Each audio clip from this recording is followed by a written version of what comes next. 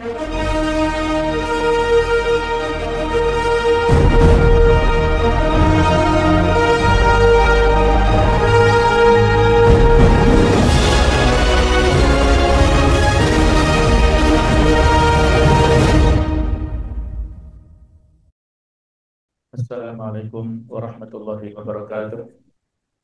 Alhamdulillah, alhamdulillahilladzi bi ni'matihi tatimmu shalihat wa bi fadlihi tatanazalul khairat wal barakat wa bi taufiqihi tatahaqqaqul maqasid wal wayat. Asyhadu an la ilaha illallah wahdahu la syarika lah, dzul arsy rafi'un darajat, wa asyhadu anna Muhammadan abduhu wa rasuluh al-ma'sum min kulli syahwat.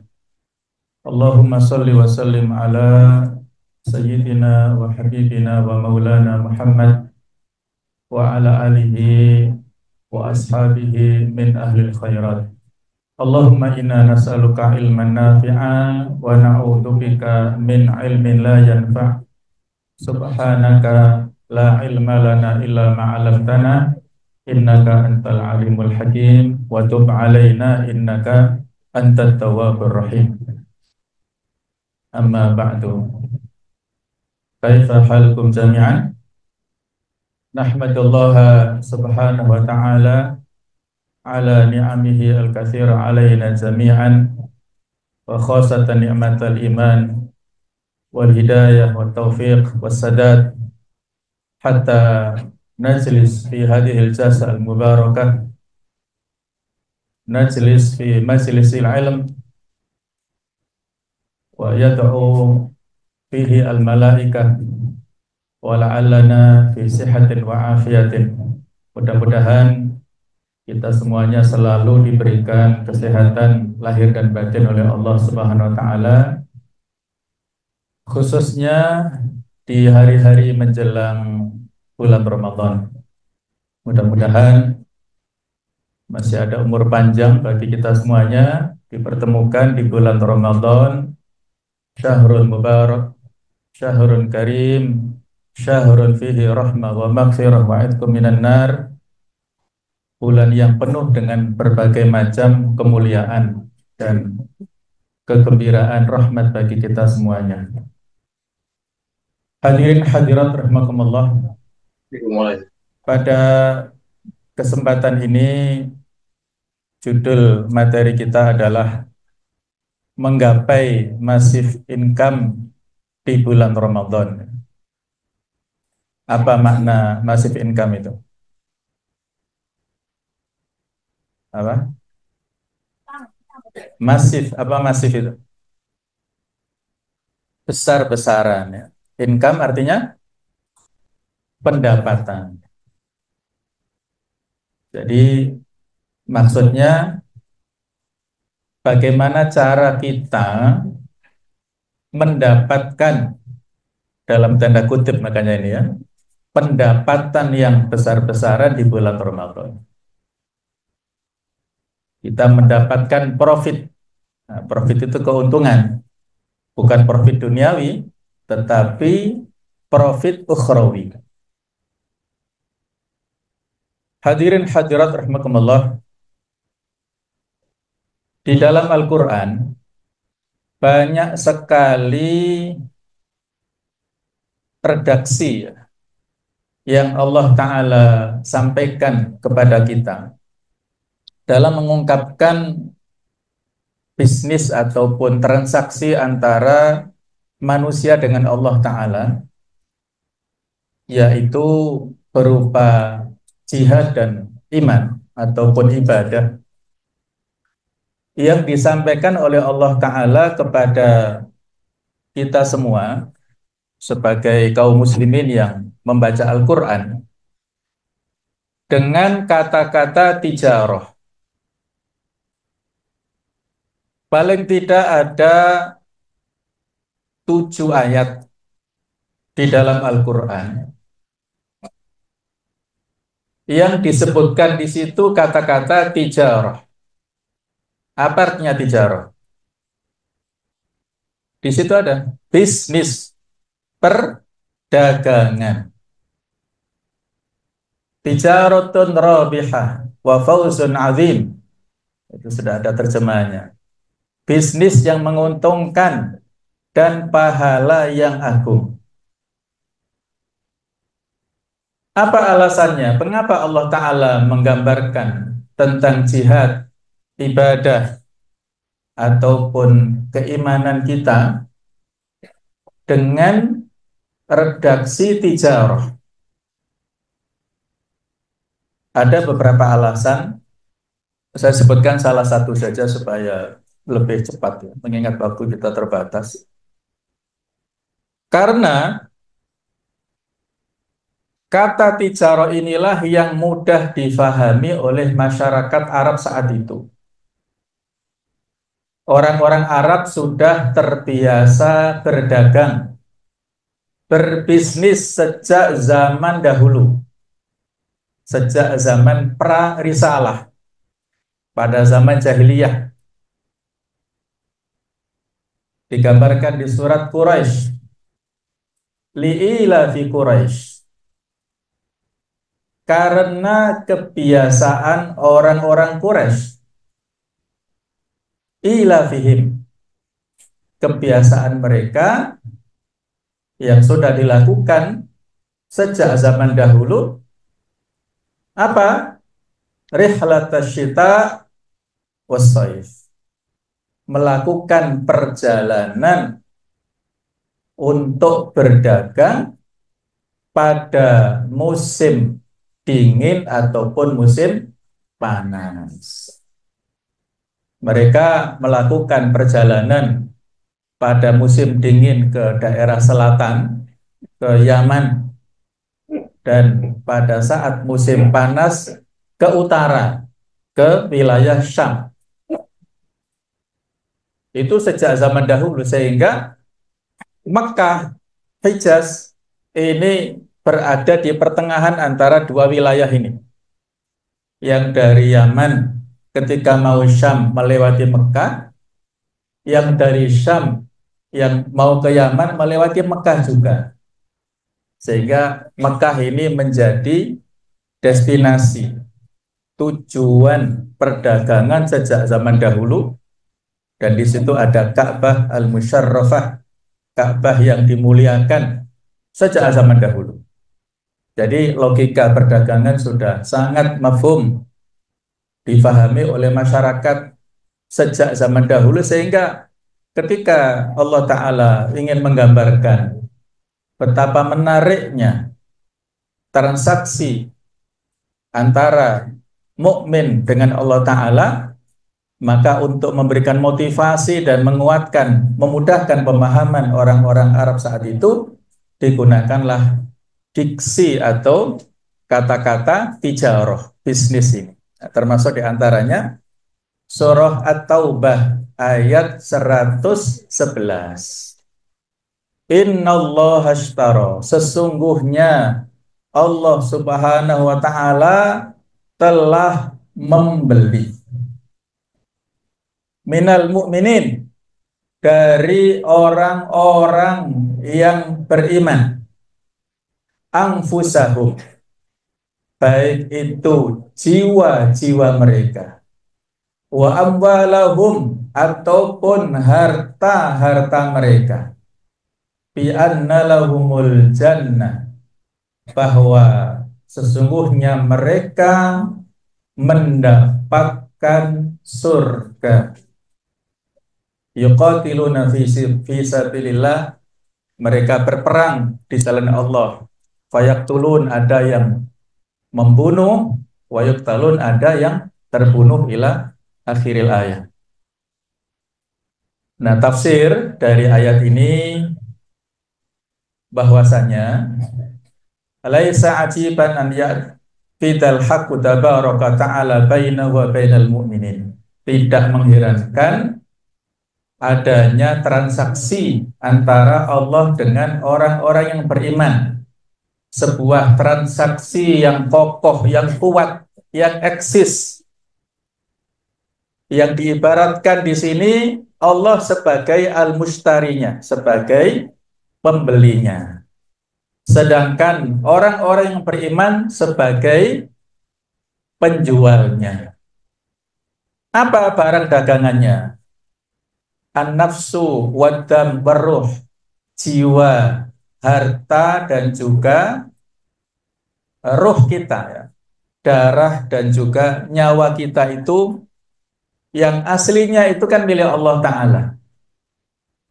Kita diberi titipan sementara, tetapi ketika Allah Ta'ala memberikan peluang, kita diperintahkan untuk menyerahkan harta, darah, kehormatan, dan juga nyawa kita, kita seolah-olah sebagai penjualnya, Allah sebagai pembelinya. Harganya apa? Harganya al-jaza, yaitu surga. Harga yang terbaik.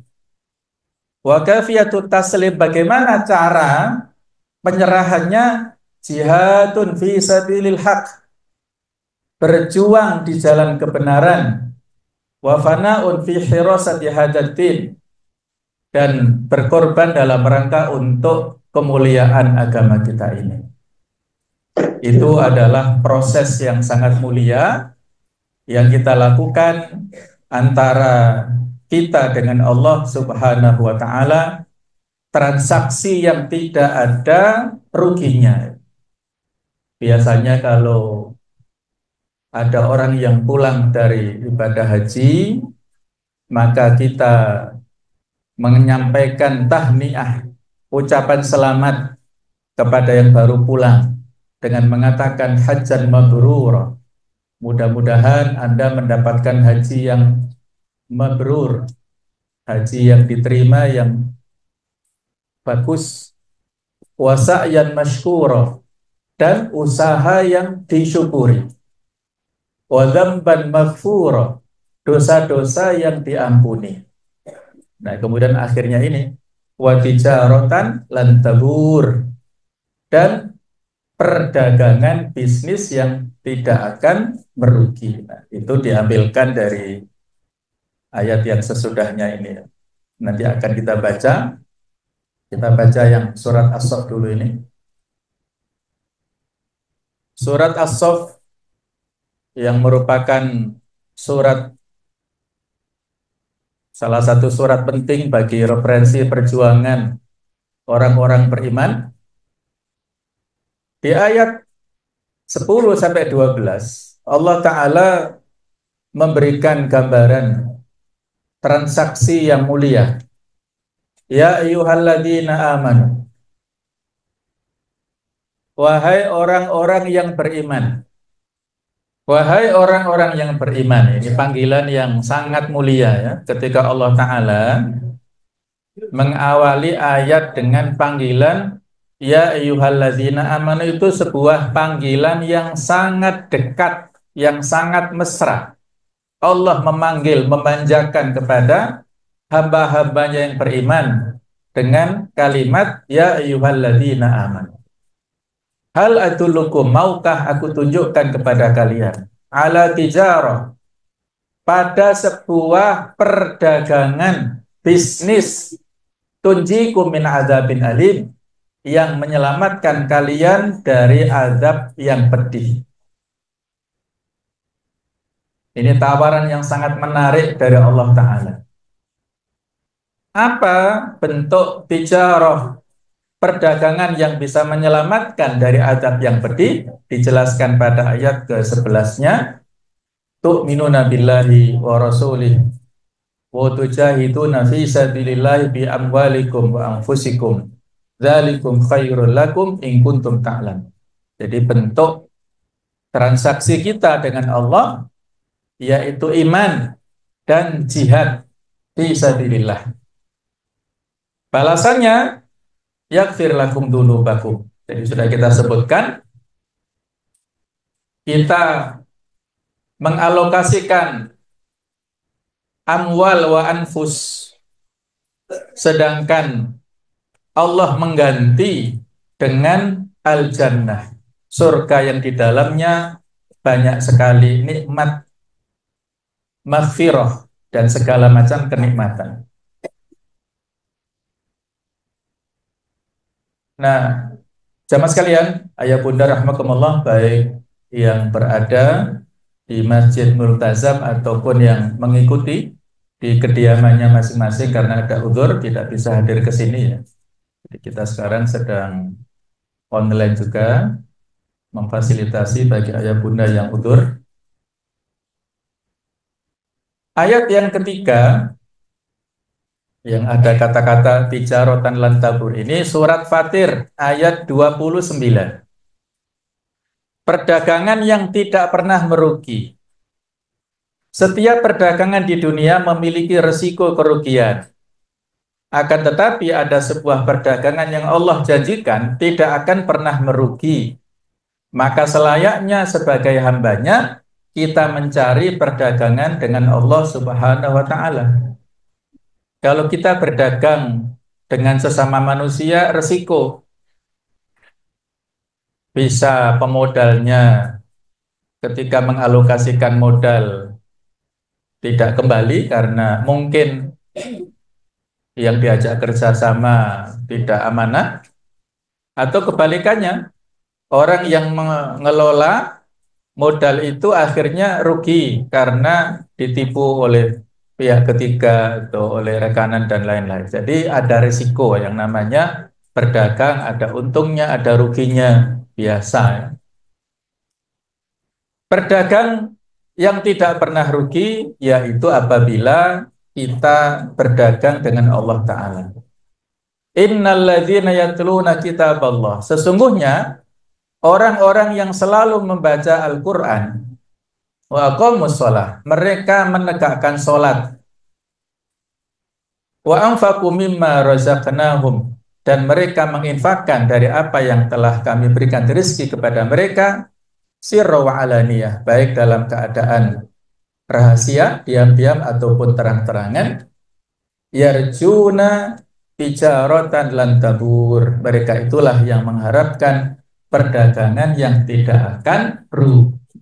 Inilah 3 di antara 7 ayat yang kita sebutkan tadi, kata-kata tijarah dalam Al-Quran, yang 3 ayat ini bermakna hubungan transaksi antara seorang mukmin dengan Allah Subhanahu wa Ta'ala. Nah, kita mulai masuk ke materi inti kita. Modal bisnis kita dengan Allah Subhanahu wa Ta'ala ini beraneka ragam. Baik itu modal diri kita, diri ini berupa tenaga, fisik, ataupun keluarga, harta, maupun jabatan, ataupun ilmu yang kita miliki, dan yang lain-lainnya. Ini hanya sebagian. Modal berupa diri, fisik, ataupun tenaga, kalau dalam bentuk transaksi kepada sesama manusia, contohnya pada saat Nabiullah Musa alaihissalam dikejar-kejar oleh Fir'aun, oleh orang-orang dari Mesir ya, bukan karena faktor atau melewati Laut Merah, belum, sebelumnya ya, ketika Nabi Musa tertuduh membunuh salah seorang pemuda dari suku Kipti itu ya, walaupun beliau tidak bersalah, hanya menyentuh saja, tapi karena begitu kuatnya Nabi Musa sehingga pemuda suku Kipti ini ngeblak ya, ketika dia bertengkar dengan pemuda Bani Israel. Jadi maksudnya Nabi Musa melerai, tapi karena pemuda suku Kipti ini mokong, dipegang saja Nabi Musa tapi ngeblak. Akhirnya Nabi Musa tertuduh menjadi pembunuh. Maka Nabi Musa dikejar-kejar dan beliau keluar Mesir malam-malam dan jauh melewati sampai ke negeri Madian. Nah, di sana ketemu dengan 2 orang putri yang sedang mengantri minuman di sebuah sungai. Karena sungainya banyak di situ laki-laki, 2 orang ini malu. Akhirnya Nabi Musa menawarkan membantu untuk mengambilkan air untuk makan ternak. Jadi singkat cerita, Nabi Musa mengawal kedatangan putri ini pulang ke rumah. Tetapi ya nanti kita ceritakan ya.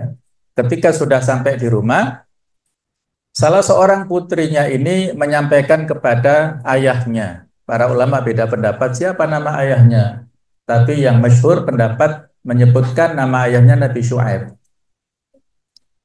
Qalat ihdahuma, salah satu putrinya ini mengatakan kepada ayahnya, ya abatis takjirhu, fa inna khairu man istajartal qawiyul amin. Wahai ayahku, angkat dia sebagai pegawai, karyawan.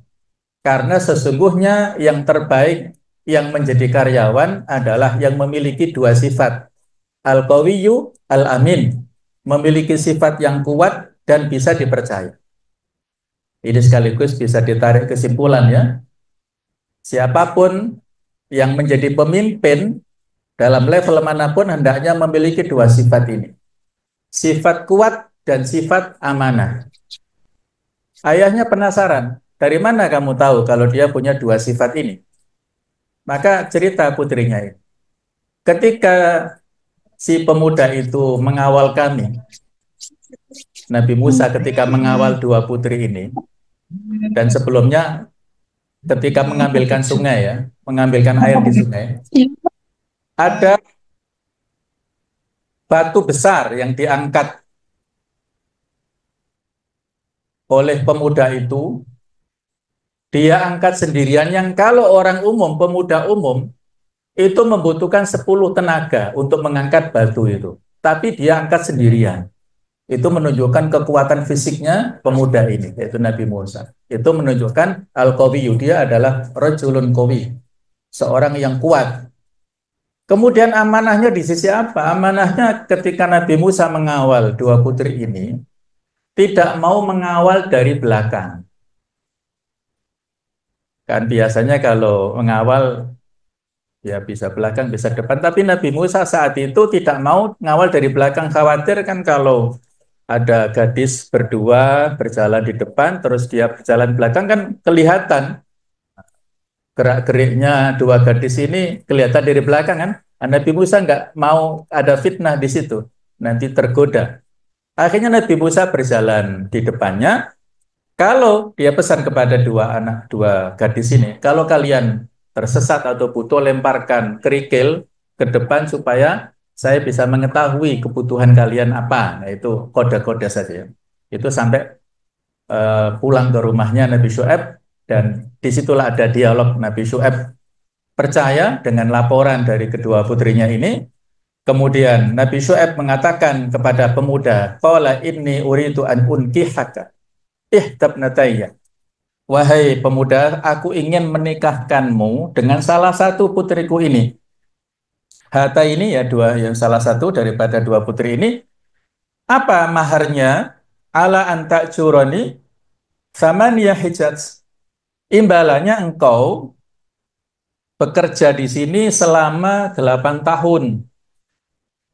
Fa'in atman ta'ashran famin inti. Kalau kamu sempurnakan 10 tahun ya silahkan. Jadi Nabi Musa tidak punya uang untuk mahar, tetapi punya tenaga fisik. Akhirnya Nabi Musa mau bekerja di Nabi Syuaib selama 8 atau 10 tahun, dan imbalannya Nabi Musa dinikahkan dengan salah satu putrinya Nabi Syuaib. Siapa namanya? Istrinya Nabi Musa siapa? Sofura. Itu contoh, maksudnya ilustrasinya ya. Ada transaksi yang bisa kita bayar dengan tenaga ya. Kalau kita belum cukup ilmunya, tidak punya jabatan, belum punya harta, ya keluarga ya punya, tapi kadang-kadang kita juga merantau sendirian ya. Maka kita bisa memberikan kontribusi untuk dakwah Islam ini dengan tenaga. Saya sering katakan kepada anak-anak muda biasanya, atau takmir-takmir masjid ya, untuk memberi motivasi kepada mereka. Siapa tahu nanti yang lebih dulu masuk surga itu bukan pematerinya, Tapi kalian antum panjenengan ini yang menyediakan LCD, yang menyediakan rekamannya, yang mengundang, yang membuat atau mengatur acara-acara teknis ya, mungkin panjenengan yang lebih masuk surga dulu daripada pematerinya. Loh kenapa? Karena panjenengan lebih ikhlas. Tidak ada pamrih, tidak ada tendensi menjaga hati, keikhlasan itu insya Allah panjenengan lebih mudah peserta kajian itu daripada pematerinya yang barangkali ada unsur riyaknya, ada unsur sum'ahnya, ada unsur ini itu bisa jadi menghambat orang-orang alim, para ulama untuk masuk surga lebih dulu, bahkan mungkin waliyadzubillah amalnya rusak sehingga tidak tercatat dan membuat hilang binasa. Waliyadzubillah. Itu maksudnya semua bisa berkontribusi untuk dakwah Islamiyah. Dengan apapun. Dengan tenaga kita, fisik kita, dengan potensi yang kita miliki ini. Keluarga kita kondisikan untuk yang baik-baik, kemudian harta kita, jabatan, wewenang, kita punya jabatan di pemerintahan dari mulai yang terbawah, ketua RT, sampai kepala negara, presiden, itu masing-masing punya peluang berkontribusi untuk dakwah Islamiyah. Jadi jangan dilihat pejabat itu yang tinggi-tinggi saja. Kita perlu latihan menjadi pejabat mulai tingkat ketua RT, ketua RW. Kalau kita bisa amanah, profesional, memanfaatkan jabatan untuk dakwah Islamiyah, amar ma'ruf nahi mungkar, memfasilitasi segala kebaikan di wilayah wewenang kita, maka insya Allah kita akan bisa memiliki sifat amanah di level yang lebih tinggi. Tapi kalau kita di level amanah paling bawah saja belum bisa amanah, belum bisa jujur, profesional, wah ini bahaya. Bisa jadi nanti di level yang lebih tinggi lebih tidak amanah lagi ya. Jadi semua itu perlu latihan ya, perlu tadrib, perlu pembiasaan. Baik, kita punya modal, diri, keluarga, harta, jabatan, ilmu ini kita manfaatkan sebagai modal untuk kita dalam tanda kutip tukar dengan pahala, dengan imbalan yang banyak dari Allah Ta'ala di mana? Di pasar Ramadan, Ramadan Fair ini. Jadi inilah modal kita dalam berbisnis dengan Allah Ta'ala di bulan Ramadan.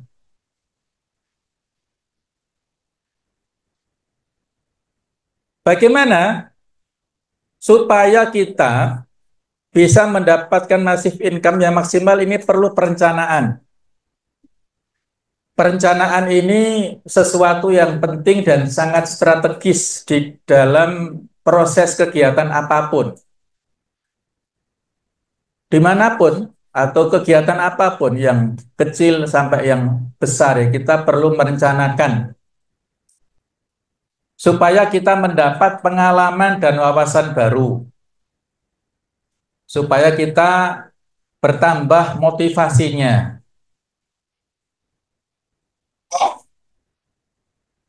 Kalau kita tahu faedah, manfaat dari apa yang kita lakukan, pasti kita lebih termotivasi. Kemudian kita lebih percaya diri. Contohnya, kalau antum mau ujian, belajar dengan sebaik-baiknya, insya Allah ketika menghadapi soal-soal di meja ujian itu akan lebih percaya diri. Tidak terjun bebas, tapi dia sudah punya bekal untuk menjawab soal-soal. Nah, orang yang memasuki Ramadan, ketika punya perencanaan yang baik, dia akan bisa lebih menata segala sesuatunya dan lebih memiliki kepercayaan diri. Kemudian bisa meminimalisir resiko. Apa resikonya kalau kita tidak merencanakan dengan baik di bulan Ramadan? Ya di antaranya puasa hanya lapar, sholat ya sholat malam misalnya hanya begadang. Dua amal ibadah ini amal inti ya di bulan Ramadan. Siang hari kita puasa, malam hari kita sholat tarawih. Sholat tarawih adalah sholat malam. Ada hadis yang diceritakan oleh Ibnu Majah dan juga oleh Imam Ahmad. Nabi SAW bersabda, "Rubba sha'imin hadduhu min siyamihi al-ju' wal atash." Boleh jadi orang yang puasa, imbalan puasanya hanya berupa lapar dan dahaga saja. Lapar karena tidak makan, dahaga karena nggak minum. Wa rubba qa'imin hadduhu min qiyamihi as-saharu. Boleh jadi imbalan orang yang qiyamul lail, yang sholat tahajud, hanya begadang, tidak tidur. Tetapi dia pada sholat malamnya mungkin tidak khusyuk, mungkin dalam sholat malamnya sambil ngantuk. Siapa yang sholat malam ngantuk? Ya, tidak usah ya, tidak usah mengaku ya. Karena mayoritas. Ya. Jadi sholat malam tetapi bermimpi ketemu malaikat. Atau sholat malam tetapi ada unsur ujubnya misalnya ya. Merasa lebih baik dari yang lain. Kemudian di antara resiko yang kita hadapi dalam melakukan aktivitas kebaikan ya, yaitu harta kita yang kita dermakan, yang kita alokasikan ini ya. Coba didengarkan ya. Satu saat Nabi Sallallahu Alaihi Wasallam bertanya kepada para sahabat, wahai para sahabat, apakah kalian lebih mencintai harta kalian atau harta ahli waris kalian? Maka para sahabat menjawab, ya pastilah, ya Rasulullah, kami lebih suka kepada harta kami. Kalau harta ahli waris kami kan nanti diwarisi oleh anak-anak kami ketika kami sudah meninggal. Tapi kata Rasulullah, tidak. Kata beliau, fa inna ma lahu ma qaddama. Seseorang itu yang disebut hartanya adalah apa yang dia sedekahkan, yang dia alokasikan. Wa malu warithihi ma akhara, dan harta yang ditinggalkan itu adalah untuk ahli warisnya. Jadi sebenarnya kalian dengan tanpa sadar lebih menyukai harta untuk ahli waris daripada harta yang kalian miliki sendiri. Bisa difahami nggak hadis ini? Para sahabat ngakunya lebih suka dengan hartanya, tapi sebenarnya kata Rasul, kalian lebih suka dengan harta ahli waris kalian. Buktinya apa? Kalian lebih menyisakan harta tersebut untuk dinikmati para ahli waris daripada kalian sedekahkan, alokasikan untuk kebaikan. Kalian begitu bakhil kalau alokasinya untuk sedekah. Tapi kalau untuk meninggalkan ahli waris, kalian begitu semangat. Nah, itu maksudnya ya. Harta kita itu adalah yang kita alokasikan. Kata dalam hadis yang lain, yaqulu ibnu Adam, mali, mali. Wahai anak manusia ini mengatakan, hartaku, hartaku. Kata Rasulullah, wahallaka ya ibnu Adam min malika. Tidaklah harta yang engkau miliki itu illa ma'akal tafa'afnaita, kecuali yang kamu makan. Kemudian harta itu menjadi hilang. Apapun yang kita makan ya, ngapunten ya, seenak apapun yang kita makan, semahal apapun yang kita konsumsi, outputnya ya tetap seperti di toilet itu. Bener nggak? Baik itu kita makan di kaki 5 atau bintang 5, outputnya sama.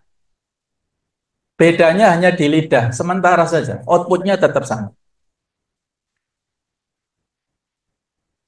Aula bista fa'ablaita. Atau engkau memakai baju, sehingga baju itu menjadi usang, menjadi lapuk. Kalau baju yang kita pakai mungkin harganya hanya puluhan ribu ya. Tapi coba kalau baju yang dipakai artis-artis yang luar biasa ya.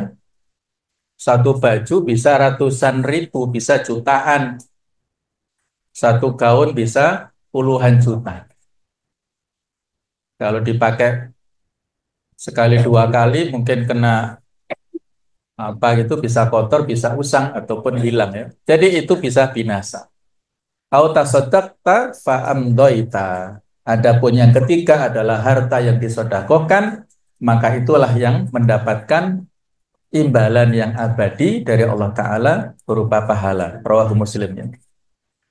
Jadi itu makna daripada alokasi materi yang kita miliki ya. Jangan dilihat dari yang ini, yang kita alokasikan, tapi dilihat bagaimana investasi jangka panjangnya.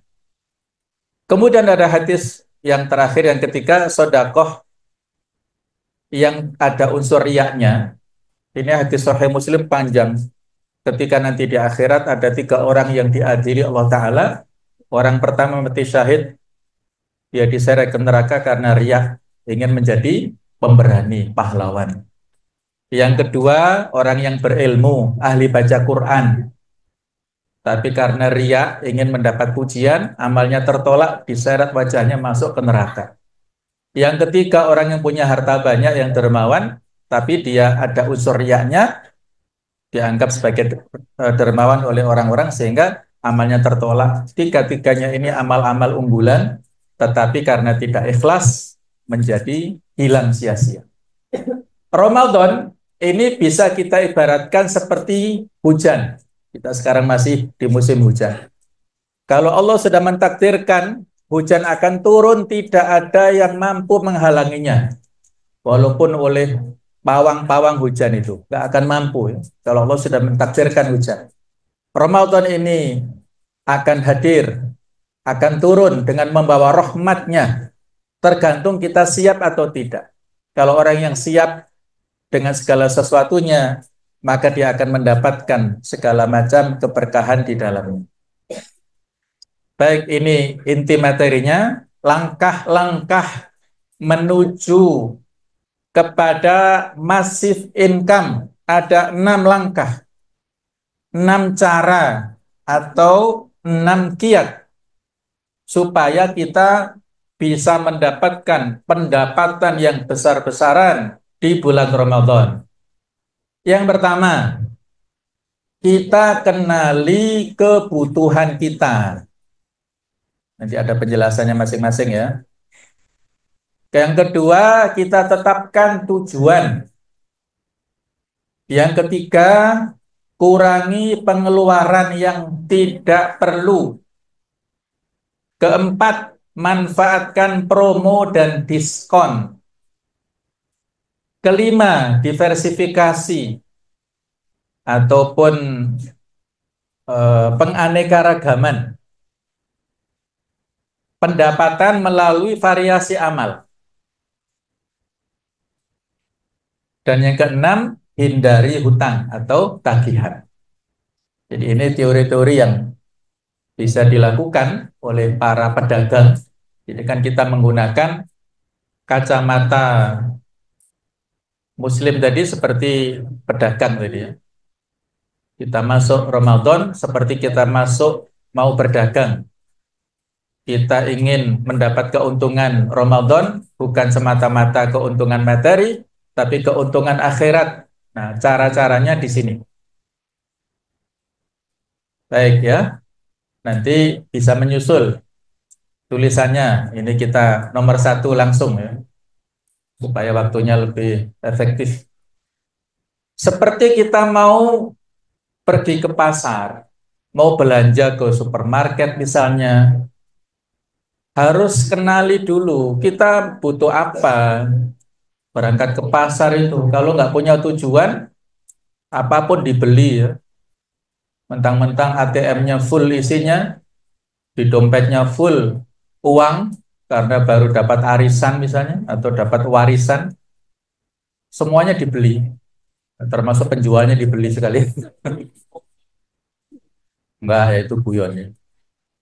Orang yang mau pergi ke pasar berdagang harus mengidentifikasi saya butuh apa, sesuai dengan kebutuhan, kalau perlu ditulis, supaya tidak hanya asal ingat saja. Nah, kebutuhan kita memasuki Ramadan ini banyak, diantaranya 4 poin ini. Yang pertama rahmat. Apa rahmat itu? Kasih sayang. Rahmatullah.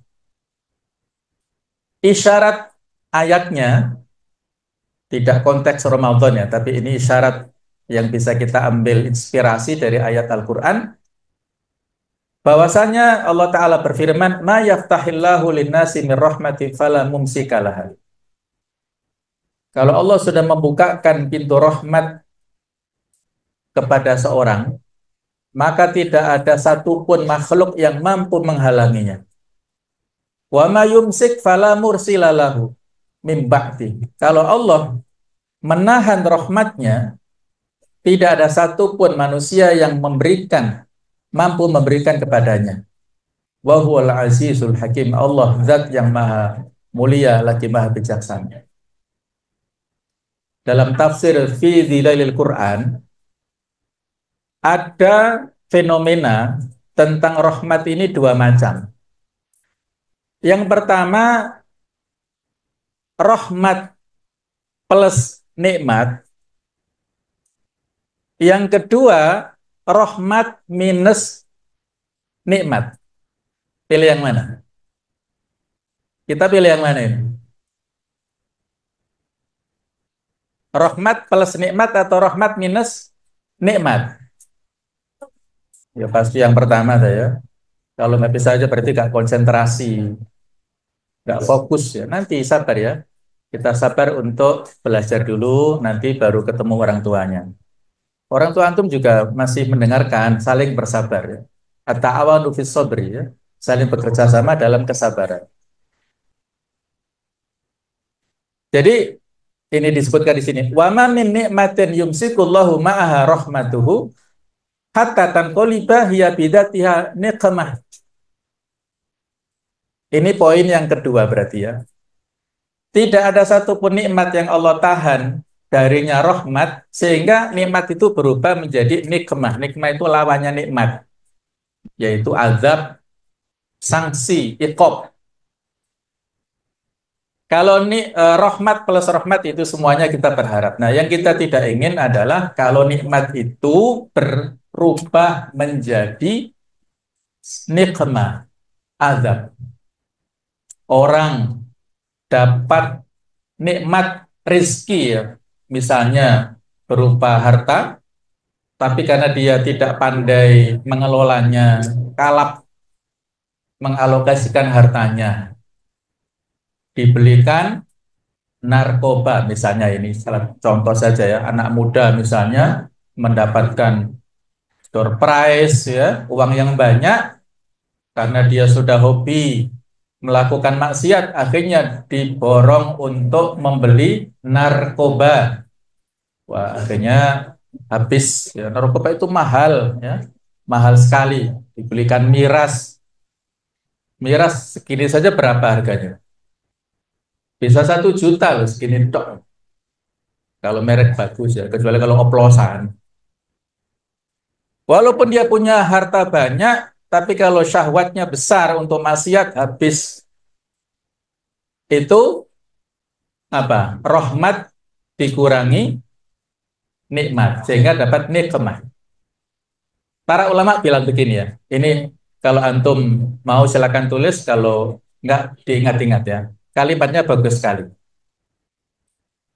Ayu musibatin, ayun, ayu nikmatin, la tuqarribuka ilallah fahiya nikmah. Nikmat apapun yang tidak membuatmu dekat dengan Allah itu adalah musibah. Nikmah itu musibah ataupun azab tadi ya. Nikmat apapun yang tidak membuatmu dekat dengan Allah itulah musibah. Wa ayyu musibatin tuqarribuka ilallah fahiya nikmah. Musibah apapun yang menimpamu tetapi membuat engkau dekat dengan Allah, maka itulah nikmat. Nah, itulah pendapat ataupun kata-kata mutiara ya dari ulama kita yang luar biasa menyimpulkan dari dalil-dalil yang sekian banyak itu yang menjadi sebuah kata-kata mutiara yang bagus. Jadi seseorang jangan melihat dari sisi apa yang terjadi, tapi coba lihat dampaknya. Tadi contohnya orang dapat nikmat, misalnya ya, tanggal 20 Februari kemarin, kepala daerah seluruh Indonesia dilantik di Jakarta oleh Presiden. Kemudian dilanjutkan retret di Magelang. Itu bagi sebagian masyarakat, sebagian besar itu kan nikmat, karena mereka berjuang di pilkada terus menang kan nikmat. Tapi itu bukan akhir dari segalanya, justru itu pertama, start yang akan dibuktikan apakah dia memimpin dengan amanah atau mungkin baru beberapa hari saja, beberapa bulan ternyata ketangkap KPK. Kena OTT, operasi tangkap tangan KPK karena kasus-kasus yang lama. Nah, ini kan berarti nikmat tetapi berubah menjadi musibah. Atau kebalikannya, orang yang mendapatkan musibah, kan banyak itu.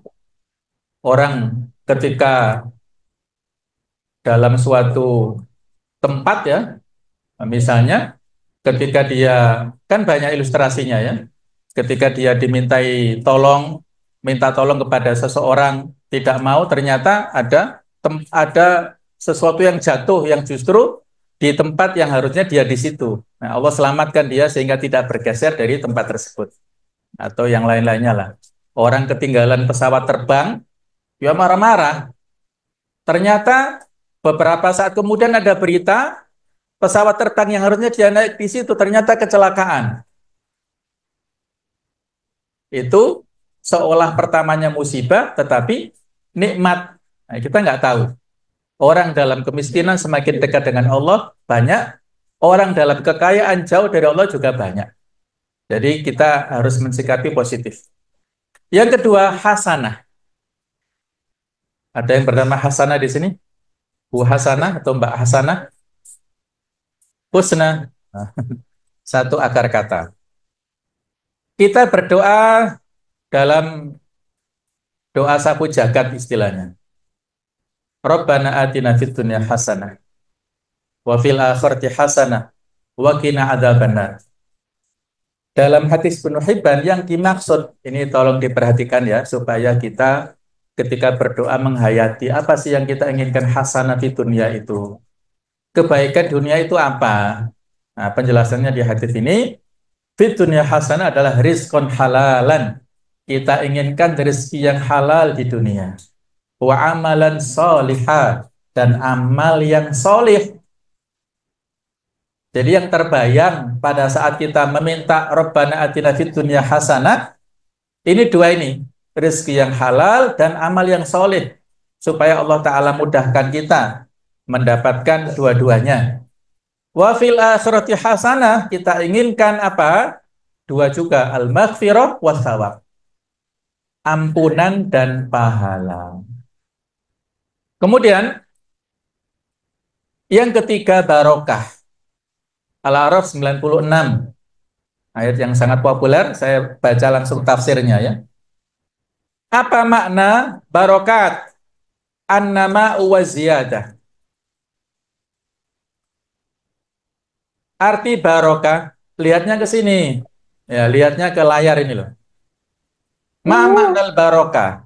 Apa arti barokah? Artinya annama wa ziyadah. Annama itu tumbuh. Wa ziyadah itu bertambah. Jadi rezeki itu disebut rezeki yang barokah. Kalau yaitu tumbuh dan berkah, sehingga zakat itu dari harta yang kita alokasikan, karena ketika harta dizakati itu akan bertumbuh dan bertambah. hissiyatan kanat au maknawiyah, baik berupa fisik atau non fisik. Jadi barokah itu jangan hanya secara fisik saja, ada yang non fisik. Kemudian wa thubutul khair al ilahi fi syai'i wa dawamuhu, tetapnya kebaikan Allah pada sesuatu dan konstannya, tetapnya kebaikan tersebut. Jadi itulah barokah. Mungkin orang pendapatannya pas-pasan, tapi dia gemi, ngerti gemi antum ya? Gemi itu rajin menabung dan tidak foya-foya ya. Ada, ngapunten ya, contoh real, tukang parkir di Solo yang menabung sedikit demi sedikit selama 38 tahun untuk pergi haji. Alhamdulillah sudah berangkat haji tahun yang lalu. Alhamdulillah. Di Jombang juga ada. Coba ya, betapa banyak orang yang berprofesi tukang parkir se-Indonesia nggak bisa dihitung, nggak mungkin nggak ada ya sensus tentang profesi ini, saking banyaknya. Tapi coba hitung berapa yang bisa berangkat haji, mungkin satu dua seperti itu. Ada di Sawah Jazar, ngapunten, contoh tukang sampah yang kita lihat ya seperti itulah ya. Tetapi masya Allah, beliau menampung sedikit demi sedikit, akhirnya bisa umroh. Alhamdulillah. Jadi apapun profesinya, apapun, ini hanya cover saja ya. Allah tidak melihat profesi zahirnya, tapi bagaimana kesungguhannya. Kata para motivator itu kan, Allah tidak memanggil orang yang mampu, tapi Allah akan memampukan orang yang terpanggil. Betapa banyak orang yang mampu bisa pergi ke Eropa, ke Amerika, ke Australia, tapi mampir ke Mekah, Madinah nggak pernah. Dia punya mobil mewah, punya rumah bagus, tapi untuk ONH saja dia nggak mau. Itu Allah tidak memanggil orang yang mampu, tapi Allah akan memampukan orang yang terpanggil. Ketika dia merasa terpanggil, menabung sedikit demi sedikit untuk berangkat ke tanah suci. Itulah barokah ya. Kemudian maghfirah. Nah, maghfirah artinya apa? Ampunan. Ini ada hadis yang potongannya rohima anforojulin. Rugilah seseorang yang masuk Ramadan, kemudian insalah Ramadannya lewat, qabla an yukfar lahu, tapi dia nggak mendapatkan ampunan. Itu orang yang rugi. Seharusnya Ramadan syahrul maghfirah, tapi lewat. Kalau di bulan Ramadan saja, kata para ulama, kalau di bulan Ramadan saja seseorang tidak mendapatkan, tidak mampu menggapai maghfirah Allah, bagaimana di luar Ramadan? Akan sulit untuk mendapatkan peluang ampunan. Ya, kita kembali ke layar utama. Yang kedua, yaitu tetapkan tujuan. Kalau kita sudah kenali kebutuhan yang mau kita inginkan di Ramadan, 4 poin tadi, kita tetapkan tujuan. Apa sih tujuan kita masuk ke pasar Ramadan? Nah, tujuan Al-Baqarah 183 yang sudah dibacakan tadi, la'allakum tattaqun. Fokus kepada tujuan untuk mencapai derajat takwa. Tetapkan dan pastikan tujuan sejak awal agar potensi dan upaya terarah pada tujuan. Apa makna takwa?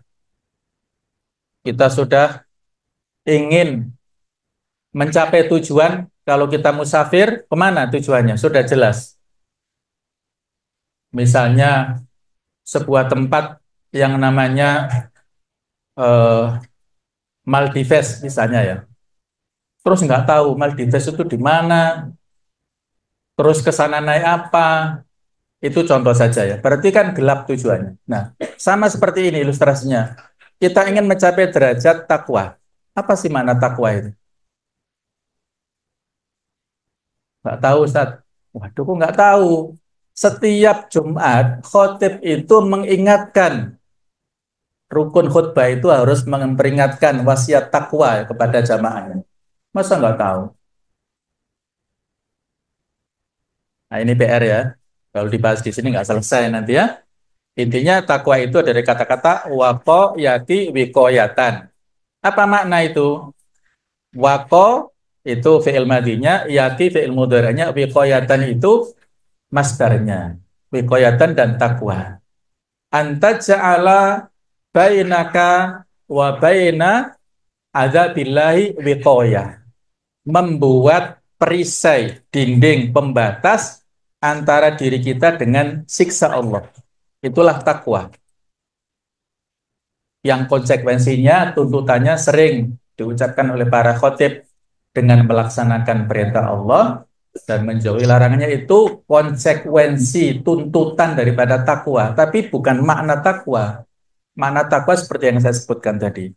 Ali bin Abi Thalib mengatakan, al-khawfu minal jalil, takut kepada zat Allah yang maha agung, wal amalu bit tanzil, melaksanakan Al-Quran, wal istidadu liyaumir rahil, kemudian mempersiapkan segala sesuatunya untuk kehidupan yang panjang di akhirat. Jadi kita tetapkan bagaimana cara untuk mencapai ketakwaan.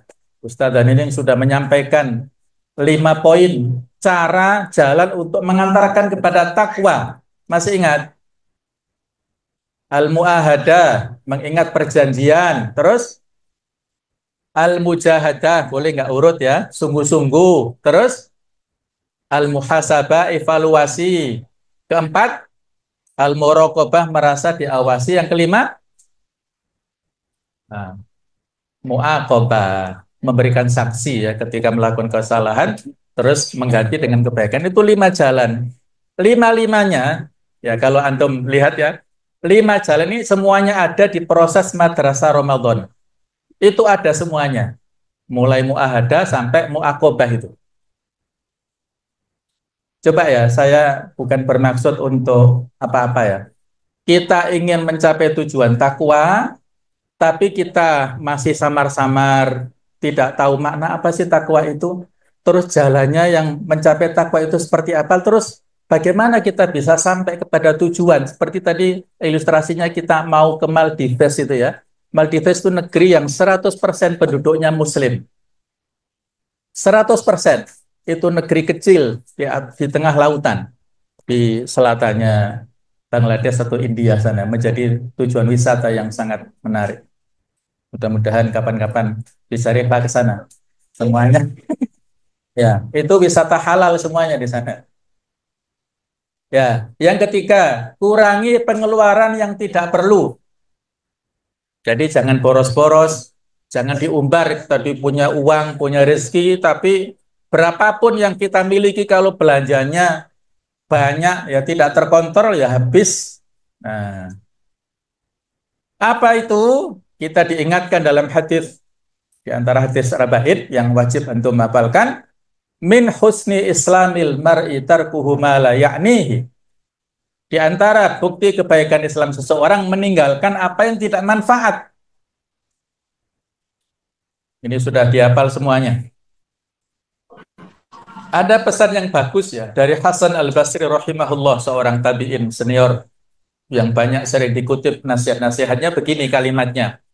Kalau nutut boleh antum tulis, kalau nggak nutut ya boleh diingat-ingat. Insya Allah ini ada rekamannya ya, nanti menjadi video.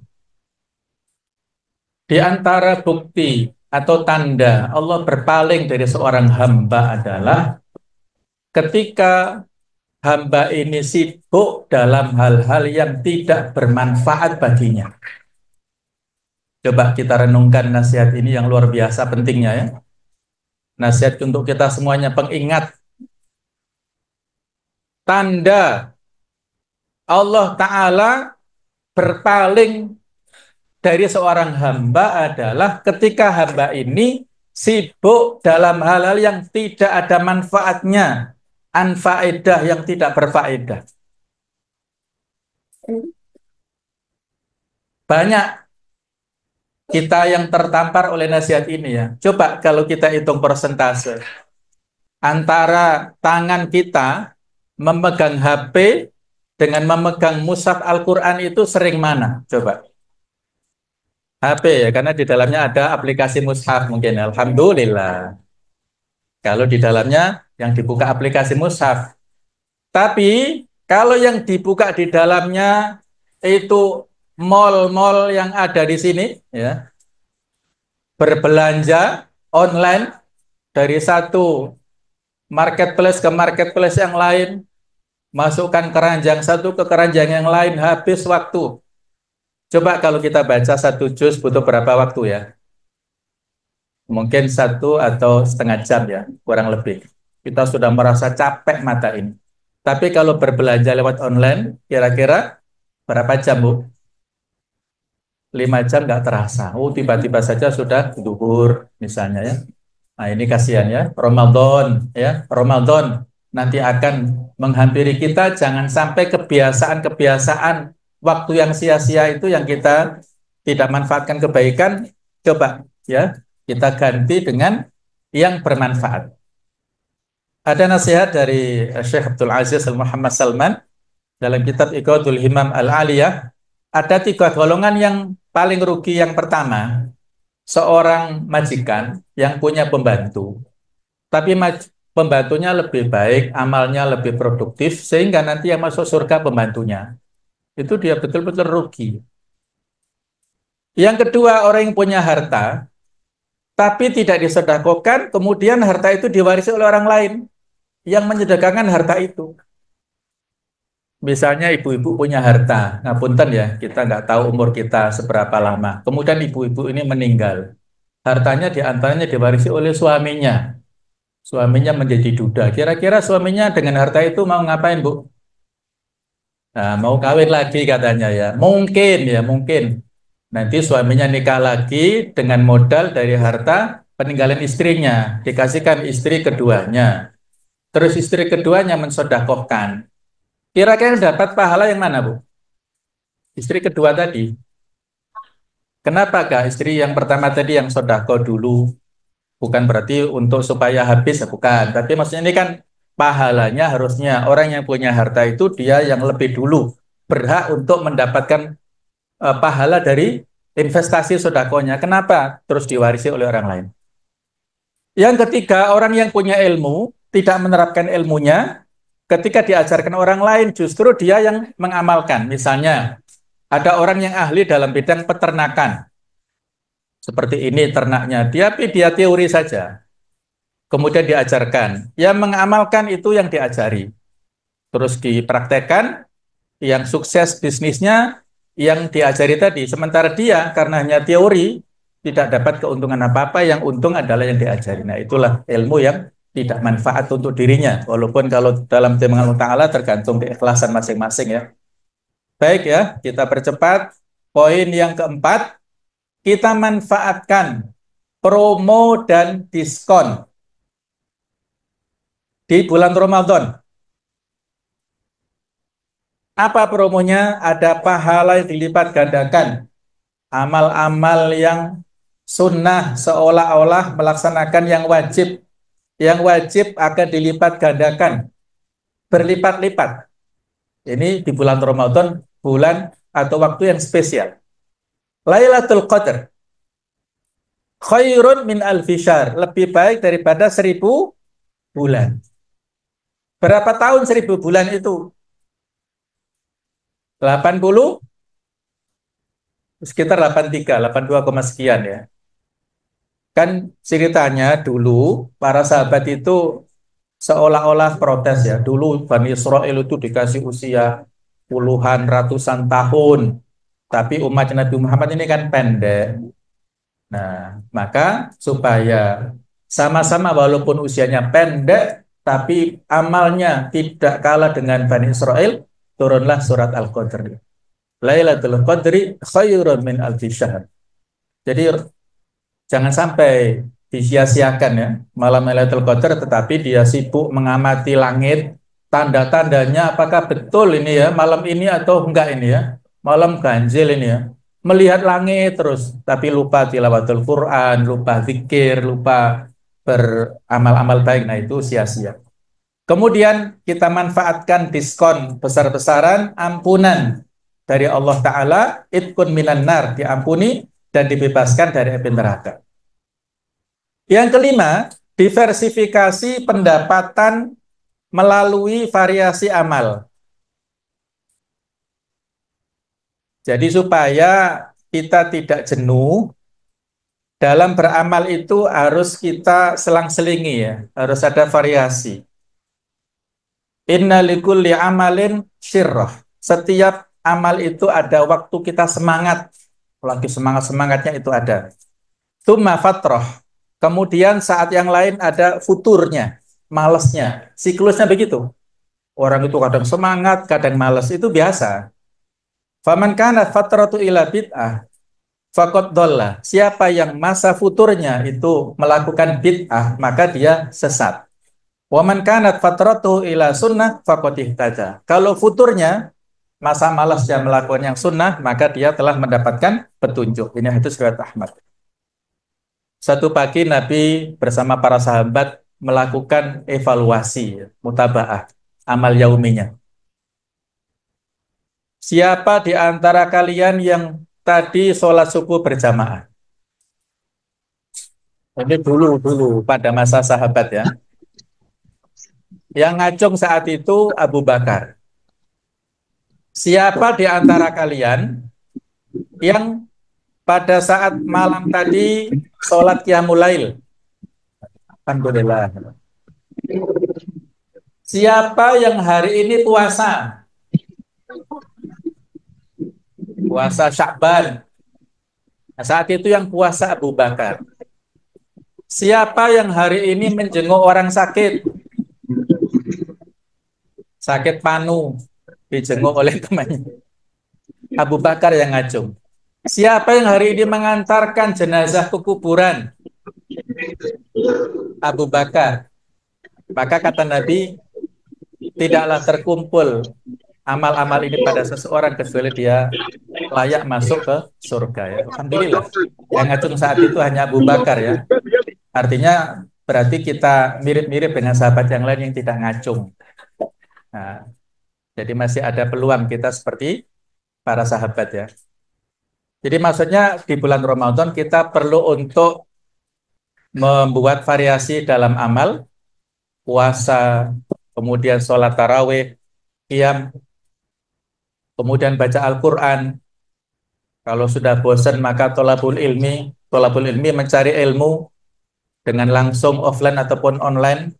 It'am memberi makan, kemudian sodakoh membantu sesama, umroh, aktivitas mubah dengan niat yang baik. Kemudian kita perbanyak niat yang baik. Walaupun tidur, ya tidur waktu siang, itu kan mubah saja. Baik itu di Ramadan atau di luar itu mubah. Tapi kalau tujuannya niat dalam tidurnya itu untuk supaya bangun malam dan tidak ngantuk, maka tidurnya berpahala. Daripada kalau nggak tidur ngerasa nih bergibah, maka supaya mulutnya nggak bergibah, maka matanya dipejamkan tidur. Nah, berarti dia niatnya baik untuk menghindari kemaksiatan. Dengan tidurnya bisa berpahala. Kata para ulama, al-wasailu laha akam ghoyah. Sarana itu mengikuti hukum tujuannya. Tujuannya baik, sarananya baik. Kalau tujuannya haram, sarananya haram. Baik, yang terakhir, yang paling penting menurut saya, hindari utang atau tagihan. Apa itu? Nah, ini. Hadisul muflis. Hadis tentang orang yang bangkrut pada hari kiamat. Atadruna manil muflis. Siapa di antara kalian yang tahu siapa orang yang muflis itu?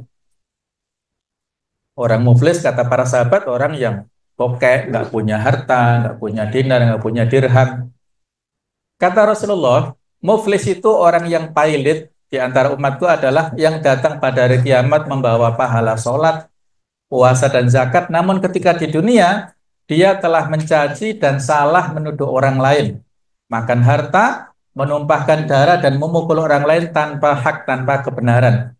Maka orang-orang itu akan diberi pahala dari kebaikan-kebaikannya. Yang mazlum tadi dilimpahi kebaikan daripada orang yang berbuat baik. Yang dolim itu pahalanya ditransfer kepada yang mazlum. Jika telah habis kebaikan-kebaikannya, maka dosa-dosa mereka yang akan ditimpakan kepadanya. Dosa orang yang dolim, yang mazlum itu dilimpahkan kepada yang dolim. Kemudian dia akan dilemparkan ke dalam neraka. Jadi rumusnya ini ya, orang bangkrut itu dia punya pahala sholat, pahala puasa, pahala zakat tapi dikurangi dolim harta. Ada harta orang lain yang diambilnya tanpa hak, tanpa alasan yang benar. Jadi ngapunten ya, sekali lagi saya tidak bermaksud untuk menyindir, bukan ya, tapi ini nasihat kepada kita semuanya. Kalau kita punya kemampuan, kelonggaran rezeki, monggo dibayar SPP-nya tepat waktu. Kok bisa ke sana? Iya, memang bukan, saya nggak niat untuk ke sana, nggak. Ini hanya kaitannya ya. Kalau kita punya kemampuan, tapi kita tidak mengalokasikan kewajiban kepada sekolah kita ini ya, maka itu ada hak orang lain yang terdolimi. Anak-anak kita di sini butuh makan, butuh minum, butuh akomodasi, itu diambilkan dari kontribusi panjenengan semua. Tidak ada ruginya, kata Ustaz Amia tadi ya. Tidak ada ruginya yang kita alokasikan. Wa ma'anfaqtu min syai'in fahuwa yukhlifu. Apapun yang kalian belanjakan fisabilillah itu ada gantinya. Apalagi untuk pendidikan, itu investasi jangka panjang. Nanti di akhirat akan kita raih rekeningnya ya. Itu tidak ada ruginya sama sekali. Itu tentang masalah harta. Kemudian kehormatan. Jangan sampai kita hina ya. Kalian saling membuli misalnya, itu nggak boleh ya. Itu nanti yang dibuli akan menagih di akhirat. Mungkin di sini dia diam saja, tapi dia akan mengatakan nanti di akhirat saya tagih, akan minta keadilan Allah Ta'ala. Ada dolim fisik. Ngapunten ya, bagi bapak-bapak, ngapunten sekali lagi. Ini nasihat untuk kita semuanya. Barangkali masih ada yang suka merokok. Mungkin ya, saya nggak tahu siapa itu ya. Hati-hati. Bisa jadi orang yang perokok pasif itu nanti batin dalam dirinya. Perokok pasif, paham ya? Dia berada di orang yang merokok aktif, yang batuk-batuk justru yang merokok pasif ini. Dia nggak merokok tapi kena dampaknya. Maka dia batin, ya Allah, nanti saya tuntut di akhirat orang itu. Maka betul, ketika nanti di majelis akhirat, di majelis peradilan Ta'ala yang Maha Adil, orang yang perokok pasif ini yang sakit-sakitan karena terdolimi, ya Allah, saya dulu duduk di sini, kena asap rokok orang itu, maka saya minta keadilan ya Allah. Nah, maka orang itu didatangkan. Dan dipersilakan kepada yang mazlum, silahkan kamu ambil pahala sholatmu. Ada lagi yang komplain, silahkan kamu ambil pahala zakatnya. Ada lagi yang komplain, satu kampung datang komplain, habis pahala kebaikannya, maka dosa-dosa orang yang mazlum ditimpakan kepada yang dolim. Sudah habis. Nah, itulah orang yang bangkrut ya. Mudah-mudahan kita terhindar dari kebangkrutan di hari kiamat dengan berhati-hati dalam ibadah sosial. Inilah 6 langkah mudah-mudahan bisa kita lakukan untuk menggapai peluang-peluang kita di bulan Ramadan secara maksimal. Baik, terima kasih atas segala perhatian antum semuanya. Mohon maaf kalau ada kekhilafan. Ihdinas siratal mustaqim. Wassalamualaikum warahmatullahi wabarakatuh.